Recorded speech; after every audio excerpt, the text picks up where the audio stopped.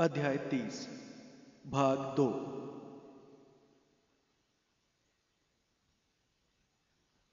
वे 15 minute तक खामोशी से चलते रहे। हैरी ने अपना मुंह ये पूछने के लिए खोला ही था कि अभी उन्हें और कितनी दूर जाना है। तभी हैग्रिड ने अपना दायां हाथ बढ़ाकर रुकने का इशारा किया। बहुत आराम से, उसने धीरे से कहा। बिल्कुल चुपचाप। थोड़ी आगे चलने पर हैरी ने देखा कि सामने मिट्टी का एक बड़ा चिकना टीला था जो हैग्रिड जितना ही ऊंचा होगा। उसने दहशत के साथ सोचा कि यह यकीनन किसी विशाल जानवर की मांद होगी। उस टीले के चारों तरफ के पेड़ों की जड़ें उखड़ गई थी, जिससे ये खाली जमीन पर खड़ा हुआ था। इसके चारों तरफ तनों और शाखाओं के ढेर लगे थे जो एक तरफ का बागड़ बना चुके थे। हैरी, हरमाइनी और हैग्रिड इसी ढेर के पीछे खड़े थे। सो रहा है, हैग्रिड ने कहा।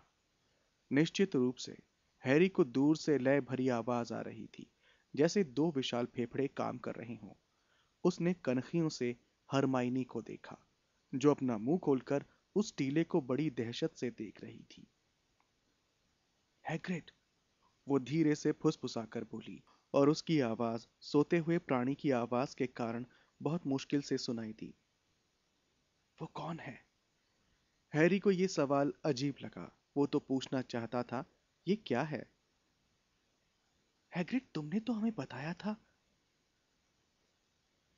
कि उनमें से कोई भी आना नहीं चाहता था, हरमाइनी ने कहा। उसकी छड़ी अब उसके हाथ में कांप रही थी। हैरी ने हरमाइनी को तो कभी हैग्रिड को देखा, और फिर जब उसे सच्चाई का एहसास हुआ तो उसने दहशत से उस टीले की तरफ देखा। मिट्टी का वो विशाल टीला जिस पर हैरी, हरमाइनी और हैग्रिड आसानी से खड़े हो सकते थे, धीरे धीरे ऊपर नीचे हो रहा था तथा गहरी सांसें ले रहा था। वो टीला नहीं था, ये तो मुड़ी हुई पीठ थी जो स्पष्ट रूप से एक नहीं, वो नहीं आना चाहता था, हैग्रिड ने हताशा से कहा। लेकिन हरमाइनी, हमें उसे लाना ही था, लाना ही था। लेकिन क्यों? हरमाइनी ने पूछा। क्यों हैग्रिड? उसकी आवाज से ऐसा लग रहा था जैसे वो रोना चाहती हो। हम जानते थे कि अगर हम उसे यहां ले आए,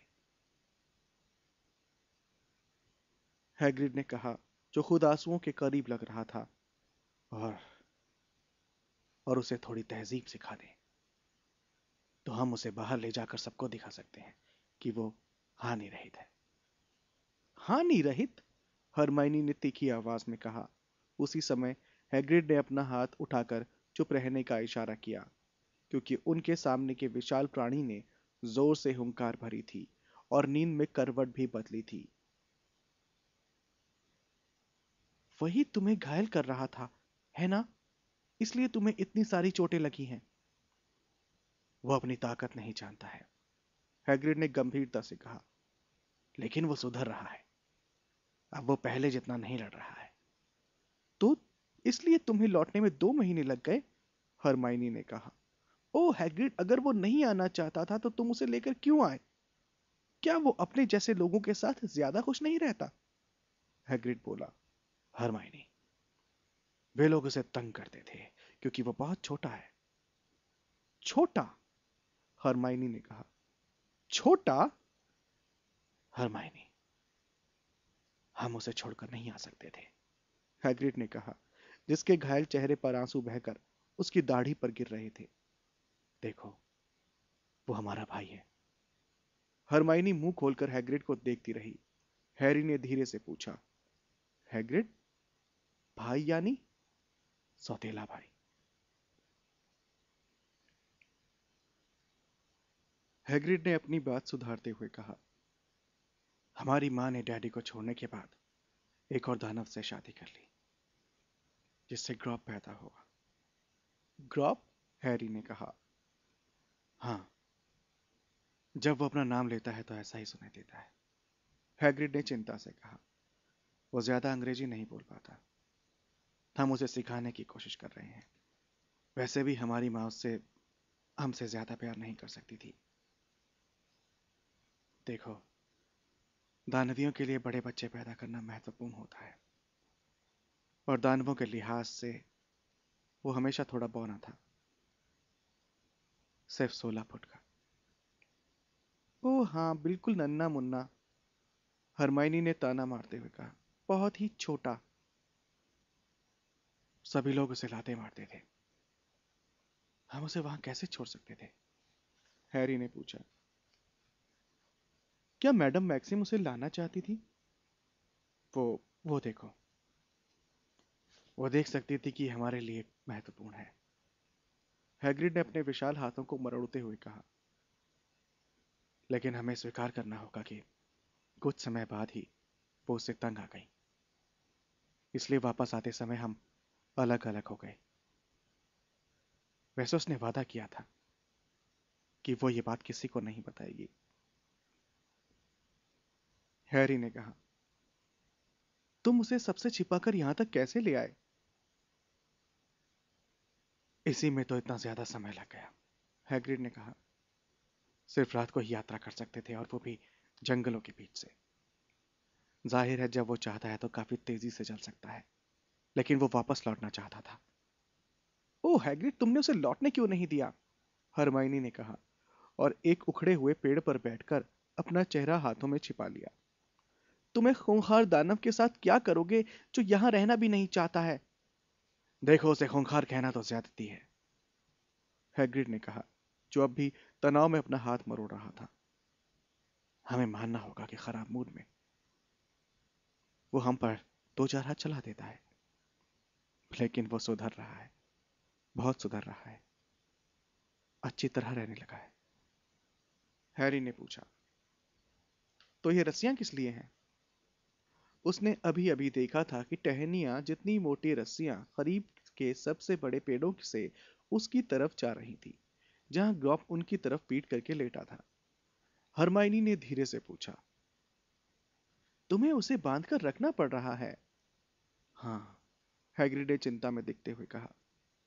देखो, हमने कहा, उसे अपनी शक्ति का अंदाजा नहीं है।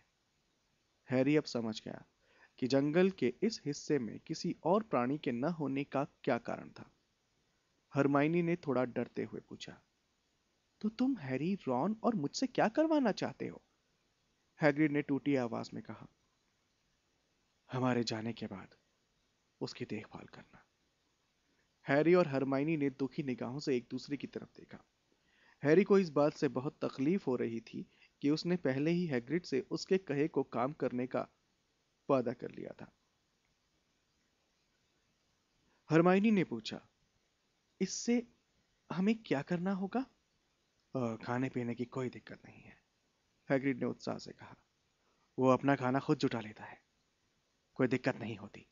चिड़िया और हिरण और ऐसे ही जानवर। नहीं, उसे तो मिलने जुलने की जरूरत है, और अगर हमें पता हो कि कोई उसकी थोड़ी मदद करने की कोशिश कर रहा है, उसे सिखा रहा है।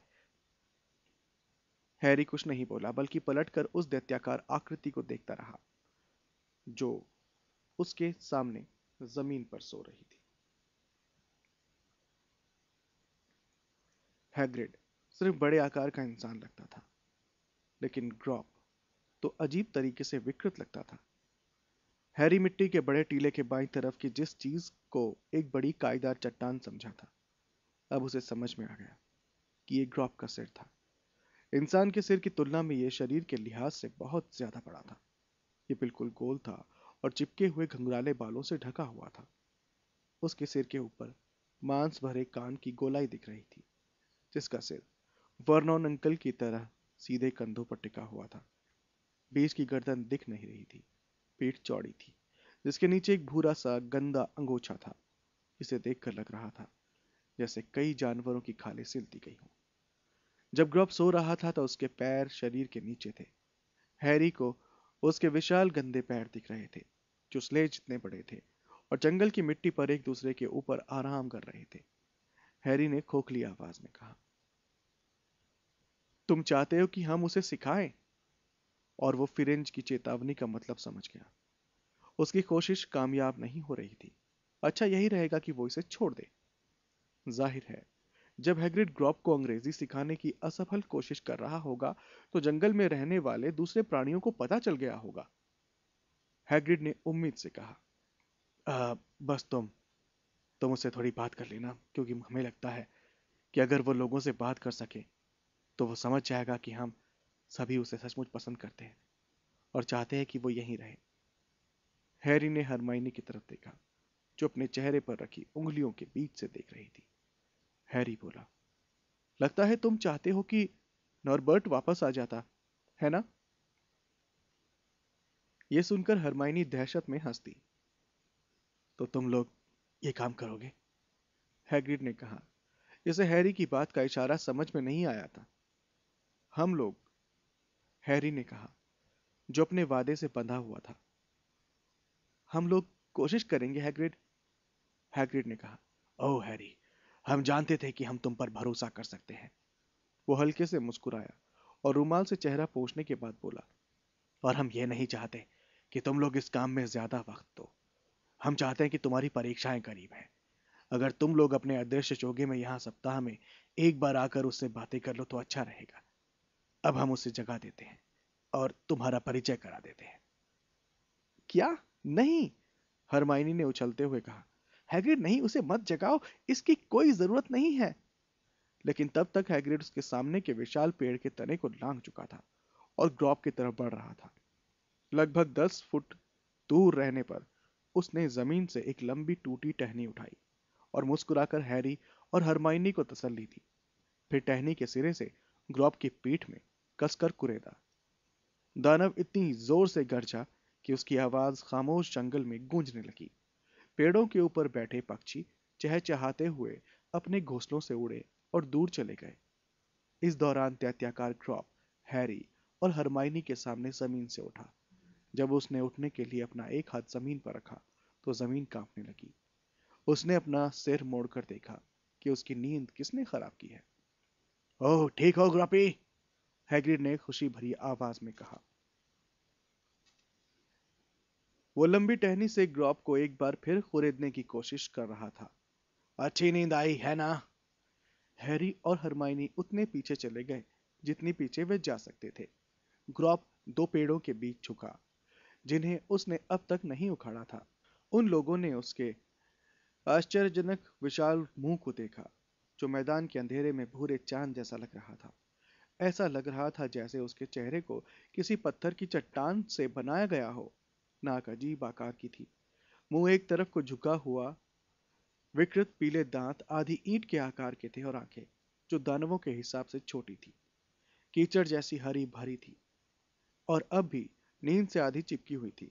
ग्रॉप ने अपनी उंगलियों की गंदी गांठें उठाई, जिसमें से हर एक क्रिकेट की गेंद जितनी बड़ी थी। उसने अपनी आंखें तेजी से मली और बिना किसी चेतावनी के आश्चर्यजनक गति से उठकर खड़ा हो गया। ओह! हैरी ने हरमाइनी की चीख सुनी। ग्रॉप की कलाइयां और टखने जिन पेड़ों से बंधे थे, वे खतरनाक तरीके से चरमराने लगे। जैसा हैग्रिड ने कहा था, वो कम से कम 16 फुट ऊंचा होगा। चारों तरफ धुंधली दृष्टि से देखते हुए ग्रॉप ने छाते के आकार का हाथ बढ़ाया और चीड़ के एक ऊंचे वृक्ष के ऊपरी शाखाओं से एक चिड़िया का घोंसला उठाकर उलट दिया। उसमें कोई पक्षी नहीं था और वो इस बात से नाराज होकर गरजा। बहरहाल उसमें अंडे थे, जो बम की तरह जमीन पर गिरे और हैग्रिड ने सुरक्षा के लिए अपने हाथ सिर के ऊपर रख लिए। ग्रॉपे! हैग्रिड चिल्लाया और दहशत से ऊपर देखने लगा कि कहीं और अंडे तो नहीं गिर रहे हैं। हम तुमसे मिलवाने के लिए कुछ दोस्त लाए हैं, याद है ना? हमने तुमसे कहा था कि हम ऐसा करेंगे। याद है हमने कहा था कि हमें शायद एक यात्रा करनी पड़ेगी, उस दौरान वे तुम्हारी देखभाल करेंगे। याद है ग्रॉपी? लेकिन ग्रॉपी एक बार फिर धीमे से गरजा। यह कहना मुश्किल था कि वो हैग्रिड के शब्दों को सुन रहा था या फिर उसकी आवाजों का मतलब नहीं समझ पा रहा था। अब वो चीड़ के पेड़ के ऊपरी हिस्से को पकड़कर अपनी तरफ खींचने लगा। वो ये देखकर खुश होना चाहता था कि उसे छोड़ने पर वो कितनी दूर तक जाएगा। ग्रॉपी, ऐसा मत करो, हैग्रिड चिल्लाया। इसी कारण तुम इतने सारे पेड़ उखाड़ डालते हो। हैरी ने देखा कि पेड़ की जड़ों के पास की जमीन चटकने लगी। हम तुमसे लोगों को मिलवाने लाए हैं। दोस्त, देखो, नीचे देखो। मूर्ख कहीं के, हम कुछ दोस्तों को लेकर आए हैं। ओ हैग्रिड, रहने दो, हरमाइनी कराही। लेकिन हैग्रिड ने एक बार फिर टहनी उठा ली और ग्रॉब के घुटने में जोर से घुसा दी। दानव ने पेड़ के ऊपरी हिस्से को छोड़ दिया, जो खतरनाक तरीके से लहराया, और हैग्रिड पर चीड़ की पत्तियों की बारिश हो गई। फिर दानव ने नीचे देखा। ये, हैग्रिड ने उसकी तरफ देखते हुए कहा, जहां हैरी और हरमाइनी खड़े थे। ये हैरी है ग्रॉब, हैरी पॉटर। जब हमें बाहर जाना पड़ेगा तो वो तुमसे मिलने आएगा, समझ गए? दानव को अभी अभी एहसास हुआ था कि हैरी और हरमाइनी भी वहां थे। जब उसने अपना चट्टान जैसा सिर झुकाया और अपनी आंखें मिचमिचाकर उनकी तरफ देखा, तो वे दोनों डर गए। और ये हरमाइनी है, देखा? हैग्रिड झिझका। फिर हरमाइनी की तरफ मुड़ते हुए उसने कहा, अगर वो तुम्हें हरमी कहे तो बुरा नहीं लगेगा हरमाइनी। अ, उसे तुम्हारा पूरा नाम याद रखना मुश्किल होगा। बिल्कुल नहीं, हरमाइनी चिल्लाई। ग्रॉब, ये हरमी है, और वो भी यहां आएगी। कितना अच्छा है ना? तुम्हारे दो दोस्त। ग्रॉपी नहीं। ग्रॉब के हाथ अचानक हरमाइनी की तरफ आ गए थे। हैरी ने हरमाइनी को पकड़कर पेड़ के पीछे खींच लिया, जिससे ग्रॉब की मुट्ठी तने को छूती रही, लेकिन हरमाइनी उसकी पकड़ में नहीं आई। गंदा लड़का, ग्रॉपी! उन्होंने हैग्रिड के चिल्लाने की आवाज सुनी, जब हरमाइनी पेड़ के पीछे कांपती और बिसूरती हुई हैरी से चिपकी रही। बहुत गंदा लड़का, उसे मत पकड़ो। नो! आउच! हैरी ने अपना सिर तने के पीछे से बाहर निकाला और देखा कि हैग्रिड अपनी पीठ के बल जमीन पर लेटा हुआ था। उसका हाथ उसकी नाक पर था। ऐसा लगता था कि ग्रॉब की दिलचस्पी अब खत्म हो गई थी, और वो खड़े खड़े एक बार फिर चीड़ के पेड़ को खींचने लगा था, ताकि वो देख सके कि वो कितनी दूर तक खींच सकता था। ठीक है, हैग्रिड ने भारी आवाज में कहा। उसका एक हाथ खून बहाती नाक पर था और दूसरे हाथ से उसने धनुष पकड़ रखा था। वो आगे बोला, अच्छा, तो देखो, तुम मुझसे मिल गए हो, और अब जब तुम वापस जाओगे तो वो तुम्हें पहचान लेगा। अच्छा। उसने ग्रॉब की तरफ देखा, जो अब अपने चट्टान जैसे चेहरे पर विरक्त खुशी के भाव लेकर चीड़ के पेड़ को खींचने में जुटा हुआ था। जब उसने जोर से खींचा तो जड़ें चरमराने लगी। अच्छा, हम जानते हैं कि ये एक दिन के लिए काफी है। हम अब वापस चलते हैं, ठीक है? हैरी और हरमाइनी ने सिर हिला दिया। हैग्रिड ने अपने धनुष को एक बार फिर कंधे पर टांगा और नाक दबाकर पेड़ों के बीच से चलने लगा। थोड़ी देर तक कोई कुछ नहीं बोला। तब भी कहीं, जब उन्होंने दूर से आता एक धमाका सुना, जिसका मतलब था कि ग्रॉप ने आखिरकार चीड़ के पेड़ को उखाड़ दिया था। हरमाइनी का चेहरा पीला और सख्त था। हैरी को कहने के लिए कोई बात नहीं सूझ रही थी। अगर किसी को पता चल गया कि हैग्रिड ने अंधेरे जंगल में ग्रॉप को छिपा रखा था तो क्या होगा? उसने तो ये वादा भी कर लिया था कि वो रॉन और हरमाइनी इस दानव को सभ्य बनाने की हैग्रिड की मूर्खतापूर्ण कोशिश को जारी रखेंगे। हालांकि हैग्रिड में खुद को मूर्ख बनाने की बहुत क्षमता थी कि दानव हानि रहित प्राणी हो सकते हैं, लेकिन इसके बावजूद वो ये विश्वास कैसे कर सकता है कि ग्रॉप इंसानों के साथ घुल मिल सकता है? रुको, हैग्रिड ने अचानक कहा। जब हैरी और हरमाइनी उसके पीछे लंबी घास से जूझ रहे थे, उसने अपने कंधे के ऊपर रखे तरकश से एक तीर निकालकर अपने धनुष पर चढ़ा लिया। हैरी और हरमाइनी ने अपनी छड़ियां तान ली।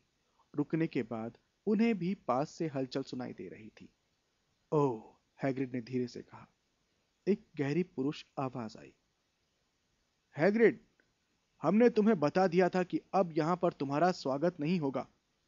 एक नग्न धड़ एक पल के लिए हरी रोशनी के बीच उनकी तरफ तैरता नजर आया। फिर उन्होंने देखा कि उसकी कमर एक बादामी घोड़े के शरीर से जुड़ी हुई थी। इस सेंटोर का चेहरा गर्वीला था और उसके गालों की हड्डियां उभरी हुई थीं। उसके बाल लंबे और काले थे।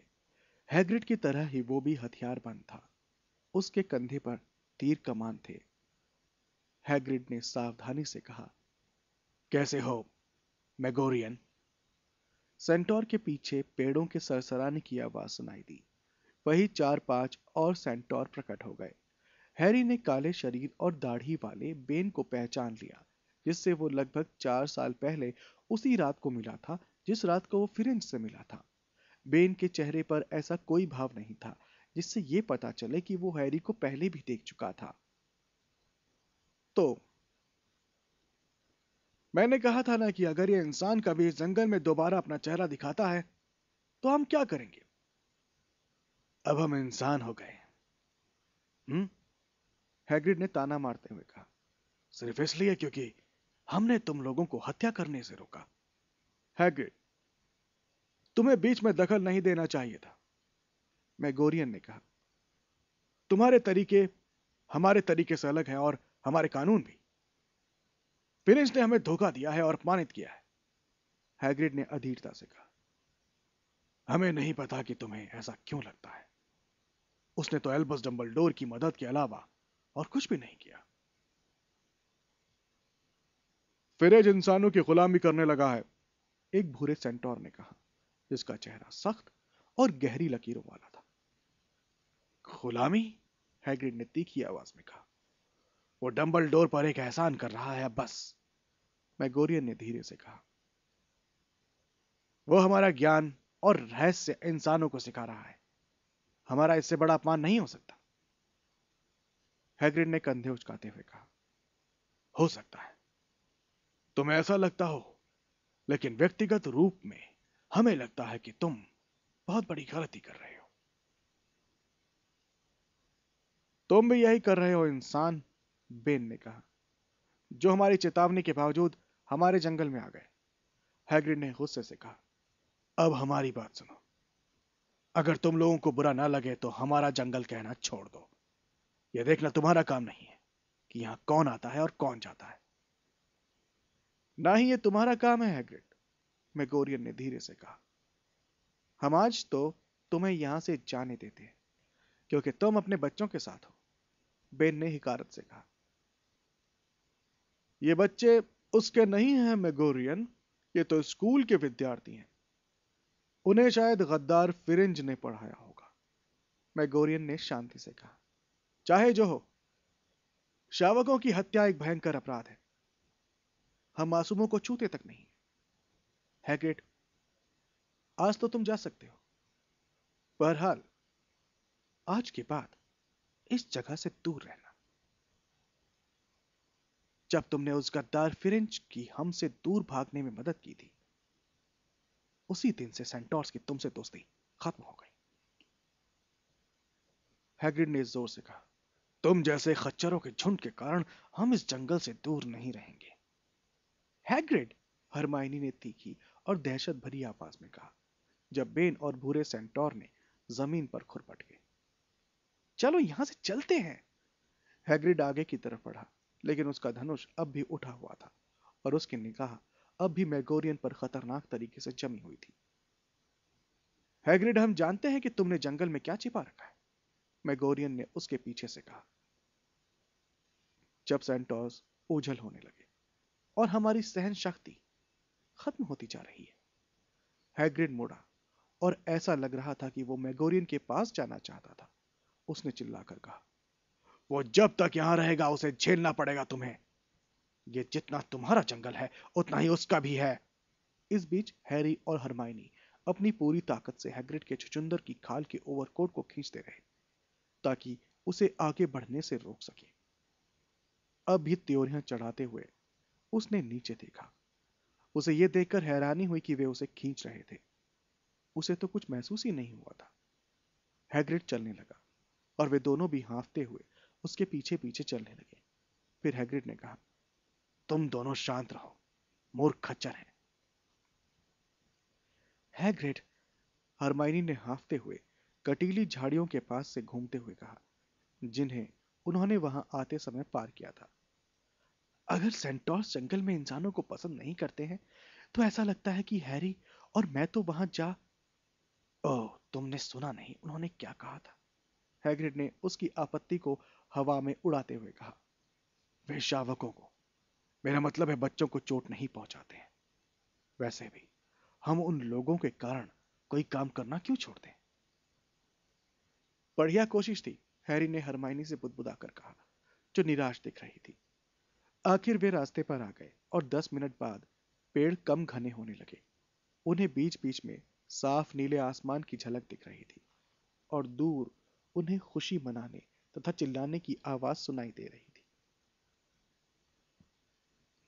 जब क्विडिच स्टेडियम दिखने लगा तो हैग्रिड पेड़ों के बीच में रुककर बोला, क्या वो गोल हो गया, या तुम्हें लगता है कि मैच खत्म हो गया है?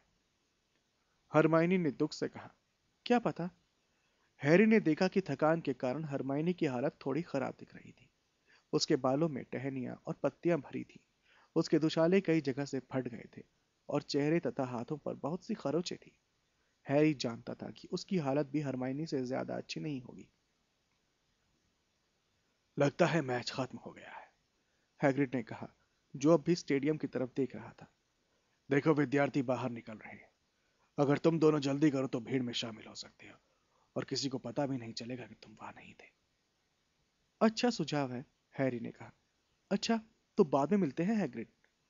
जैसे ही वे हैग्रिड से इतनी दूर पहुंचे कि वो उनकी बात न सुन सके, हरमाइनी बहुत कांपती आवाज में बोली, मुझे इस बात पर यकीन नहीं है, मुझे इस बात पर यकीन नहीं है, मुझे सचमुच यकीन नहीं है। हैरी ने कहा, शांत रहो,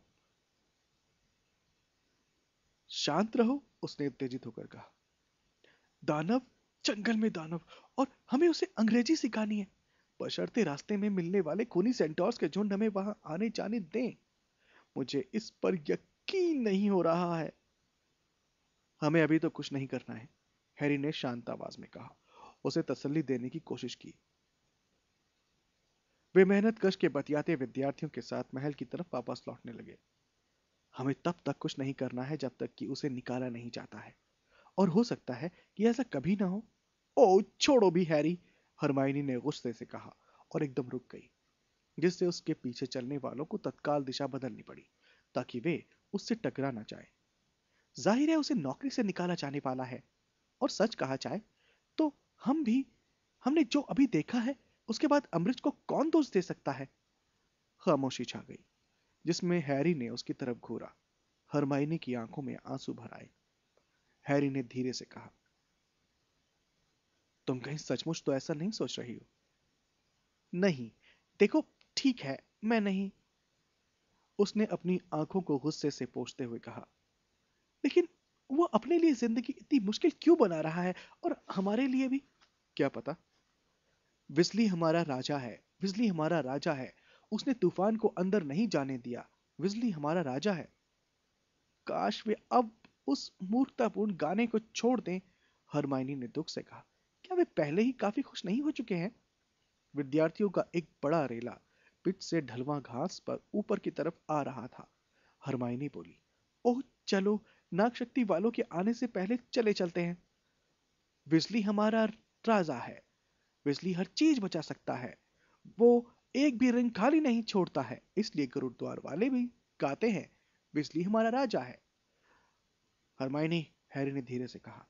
गाना अब ज्यादा तेज होता जा रहा था, लेकिन इसे हरे और चांदी जैसे रंग के दुशालों वाली नागशक्ति की भीड़ नहीं गा रही थी, बल्कि लाल और सुनहरी भीड़ गा रही थी, जो धीरे धीरे महल की तरफ बढ़ रही थी और अपने कंधों पर एक विद्यार्थी को लादे हुए थी। विजली हमारा राजा है, विजली हमारा राजा है, उसने तूफान को अंदर नहीं जाने दिया, विजली हमारा राजा है। नहीं, हरमाइनी ने धीमी आवाज में कहा।